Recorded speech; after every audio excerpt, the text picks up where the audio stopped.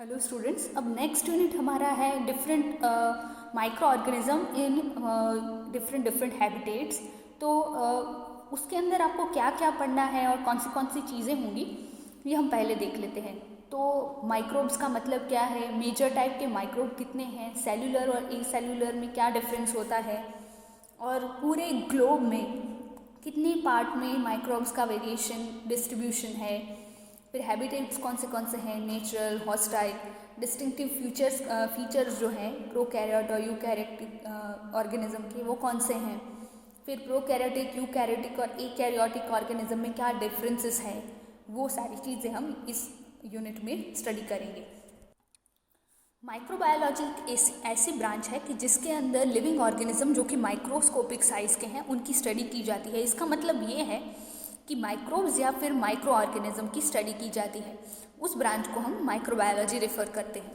Microbes जो हैं वो माइन्यूट ऑर्गेनिज्म यानी छोटे ऑर्गेनिज्म है, और इसी वजह से वो नेकेड या आई से हम उसे देख नहीं पाते, और उसे हम सिर्फ माइक्रोस्कोप में ही देख सकते हैं। और वो किस तरह से देख सकते हैं, वो आपने techniques to study micro organism वाले जो यूनिट था उसके अंदर आपने पूरी तरह से स्टडी किया हुआ है।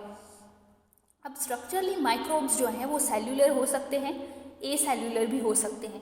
अब सेल्यूलर ऑर्गेनिज्म जो हैं वो प्रोकैरियोटिक हो सकते हैं, जैसे कि यू बैक्टीरिया, आर्कियोबैक्टीरिया, और यू बैक्टीरिया जो यूकैरियोटिक ऑर्गेनिज्म है उसके एग्जाम्पल हो सकते हैं आल्गी, प्रोटोजुआ और फंजाई। ए सेल्यूलर ऑर्गेनिज्म ऐसे ऑर्गेनिज्म हैं कि जिनके अंदर सेल्यूलर स्ट्रक्चर के बिना वो सर्वाइव करते हों, इंक्लूडिंग वायरस, वायरॉइड्स और प्रायन्स। सारे माइक्रो ऑर्गेनिज्म के जो एस्पेक्ट हैं वो माइक्रोबायोलॉजी के अंदर स्टडी किए जाते हैं, और उसके अंदर आपको उनके अंदर जो स्ट्रक्चर्स हैं, उनका जो फॉर्म है, न्यूट्रिशन है, ग्रोथ है, मेटाबॉलिज्म है, रिप्रोडक्शन है, उनका क्लासिफिकेशन है, आइडेंटिफिकेशन है, ये सारी चीज़ें आपको इसके अंदर पढ़नी है।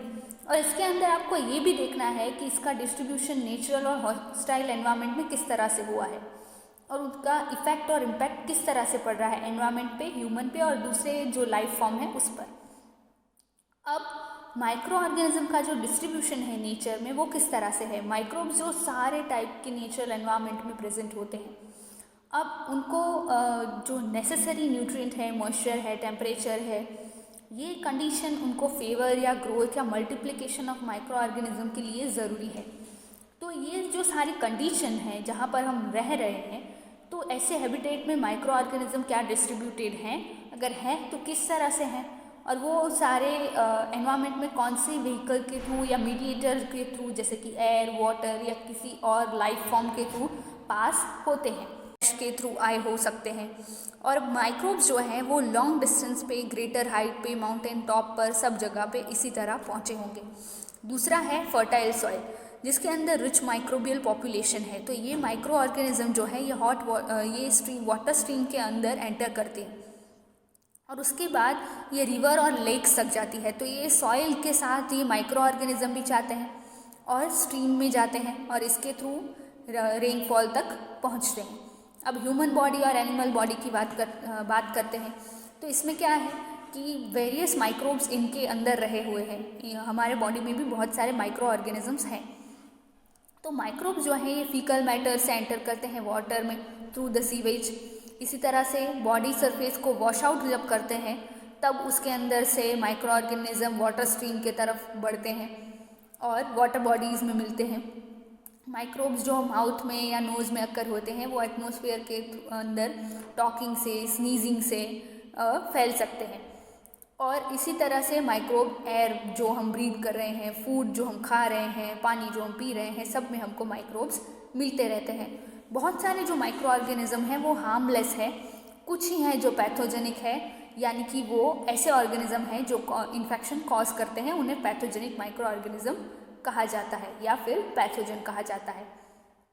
अब हैबिटेट्स ऑफ माइक्रोब्स, हैबिटेट का मतलब है कि कोई एरिया या लोकेशन जहाँ पर माइक्रो ऑर्गेनिजम्स रहते हैं, रिसाइड करते हैं। लिविंग ऑर्गेनिज्म जो है वो एसेंशियल न्यूट्रिशन को डिराइव करते हैं, nutrient, moisture, temperature, growth requirement, multiplication from a habitat, conditions prevalent और हैबिटेट इन्फ्लुएंस, टाइप, कैरेक्टर्स, और किस तरह का ऑर्गेनिज्म है, उसको किस तरीके का एनवायरनमेंट चाहिए, क्या कौन सा न्यूट्रिएंट चाहिए, उसके अकॉर्डिंग वो हैबिटेट सूट कर कर वहाँ पर रहना शुरू करता है। माइक्रोब्स की जो वैरायटी है वो हैबिटेट में डिस्क्राइब माइक्रोबियल डाइवर्सिटी के बारे में ही है कि एक ही तरह की जो हैबिटेट है उसमें काफ़ी सारे अलग अलग माइक्रोब्स किस तरह से सर्वाइव कर रहे हैं। फिर नेचुरल जो एनवायरनमेंट्स है, माइक्रो ऑर्गेनिज्म जहाँ पर फाउंड हो रहे हैं हॉस्टाइल एनवायरनमेंट में, वो किस तरह से वहाँ पर आए हैं। अब नेचुरल हैबिटेट जो है, जैसे कि सॉइल है, वाटर बॉडी है, प्लांट है, एनिमल है, ह्यूमन है, उनकी बॉडीज़ हैं। अब ये सारे नेचुरल हैबिटेट हो गए। तो सबसे पहले देखेंगे सॉइल के बारे में। सॉइल फर्टाइल है, कल्टीवेबल लैंड है और उसके अंदर अपर क्रस्ट लिथोस्फीयर कहा जाता है। ये प्लांट, एनिमल और माइक्रोबियल लाइफ को एक हैबिटेट प्रोवाइड करता है। सॉइल जो है, इसके अंदर वेरियस ऑर्गेनिक और इनऑर्गेनिक सब्सटेंसेस हैं जो माइक्रोब्स की लाइफ की ग्रोथ को प्रमोट करते हैं। माइक्रोब्स जैसे कि बैक्टीरिया, फंजाई, आल्गी, प्रोटोजुआ वगैरह वगैरह हो सकते हैं, ये सॉइल में डेवलप होते हैं और ये कंट्रीब्यूट करते हैं बायोजियोकेमिकल साइक्लिंग को चलाने के लिए, यानी phosphorus cycle, carbon cycle, nitrogen cycle वगैरह वगैरह। तो इनको चलाने में ये मददरूप होते हैं और ये जो सॉइल का कंजर्वेशन है वो करने में हेल्प करते हैं। फिर माइक्रोबियल लाइफ जो है ये फ्री लिविंग हो सकती है या फिर उनके अंदर सिम्बायोटिक इंटरेक्शन एग्जिबिट कर रहा हो सकता है। अब ये जो इंटरेक्शन है ये न्यूट्रल हो सकता है, पॉजिटिव भी हो सकता है और नेगेटिव भी हो सकता है। न्यूट्रल का मतलब जो रिलेशन में है, जो ऑर्गेनिज्म और हैबिटेट, उनमें से किसी को भी कोई फ़ायदा नुकसान ना हो रहा हो, एक को फ़ायदा हो रहा हो तो और एक को नुकसान हो रहा हो तो नेगेटिव, एक को फ़ायदा हो रहा है लेकिन दूसरे को नुकसान नहीं हो रहा है तो वो पॉजिटिव। अब वाटर दूसरी एक हैबिटेट है, मेजर हैबिटेट, जो सारे माइक्रो ऑर्गेनिज्म के लिए ज़रूरी है। तो अर्थ के मॉइस्चर सर्कुलेट जो हो रहा है अर्थ और एटमॉस्फेयर में हाइड्रोलॉजिक साइकिल के थ्रू, तो एटमॉस्फेरिक वाटर जो क्लाउड में है, जो अर्थ के सरफेस पर पानी बनकर वापस आता है या आइस के फॉर्म में वापस आता है सरफेस वाटर बनकर, ये वाटर रिवर में, लेक्स में, ओशन में फ्लो करता है। तो वाटर जो है इसका जो न्यूट्रिएंट है ये सॉइल में से मिलेगा और बाकी के बहुत सारे मटेरियल जैसे कि ह्यूमन, इंडस्ट्रियल वेस्ट, तो ये इसके अंदर न्यूट्रिएंट ऐड होते जाएंगे। कॉन्सिक्वेंटली जो पानी है वो काफ़ी सारे ऑर्गेनिज्म का हैबिटेट बन जाएगा और ये फ्रेश वाटर है, ये माइक्रो ऑर्गेनिज्म इसके अंदर आएंगे यूट्रोफिकेशन से। वाटर जो है इसके अंदर काफ़ी सारे अलग अलग पैथोजेंस हो सकते हैं। ओशियन वाटर जो है ये सलाइन वाटर है। माइक्रो ऑर्गेनिज्म जो है ये सरफेस पर भी मिल सकते हैं और बॉटम ऑफ द ओशन भी मिल सकते हैं। अब बारी है फूड और मिल्क की। ये भी न्यूट्रिएंट का बहुत अच्छा सोर्स है, इसीलिए माइक्रो ऑर्गेनिज्म की ग्रोथ यहाँ पर काफ़ी एफिशिएंटली होती है और ये क्वालिटी, अवेलेबिलिटी और क्वांटिटी ऑफ फूड जो है उसको अफेक्ट करते हैं। कुछ माइक्रो ऑर्गेनिज्म ऐसे भी हैं कि जो फूड की क्वालिटी को स्पॉइल करते हैं। अब काफ़ी सारे लिविंग ऑर्गेनिज्म की बॉडी के बारे में बात करते हैं। अब जो लिविंग ऑर्गेनिज्म की बॉडी है ये भी माइक्रोब्स का हैबिटेट है। ह्यूमन है, काफ़ी सारे एनिमल्स हैं, इनकी बॉडी सरफेस पर काफ़ी सारे माइक्रो ऑर्गेनिज्म देखने को मिल सकते हैं, जैसे कि ओपनिंग, जैसे कि माउथ है, नोज़ है, एलिमेंट्री कैनाल है, यहाँ पर भी माइक्रो ऑर्गेनिज्म प्रेजेंट हो सकते हैं। माइक्रो ऑर्गेनिज्म जो है वो प्लांट की सरफेस पर भी रह सकते हैं। फिर म्यूचुअलिस्टिक नाइट्रोजन फिक्सर्स जैसे कि राइजोबियम स्पीशीज़ है, ये रूट की नॉड्यूल्स पे यानी कि ट्यूबरकल्स पे भी देखने को मिलते हैं, जो कि है लेग्यूमिनस प्लांट पर। फिर माइक्रोब्स जो हैं ये हार्मफुल और हार्मलेस दोनों हो सकते हैं, बट काफ़ी सारे ऐसे हैं कि जो हेल्पफुल हैं। अब तक हमने बात की थी नेचुरल हैबिटेट्स के बारे में, अब बात करेंगे हॉस्टाइल हैबिटेट के बारे में। कुछ माइक्रोब्स ऐसे होते हैं कि जो इनकी ग्रोथ जो है इनको हॉस्टाइल एनवायरनमेंट में वो अपने आप को अडेप्ट करवाते हैं, जैसे कि पोल्स है, डेजर्ट है, गीज़र्स है, रॉक्स हैं, डीप सी है। तो ऑर्गेनिज्म जो हैं ये यहाँ पर ग्रो करेंगे और कॉलोनीज फॉर्म करेंगे।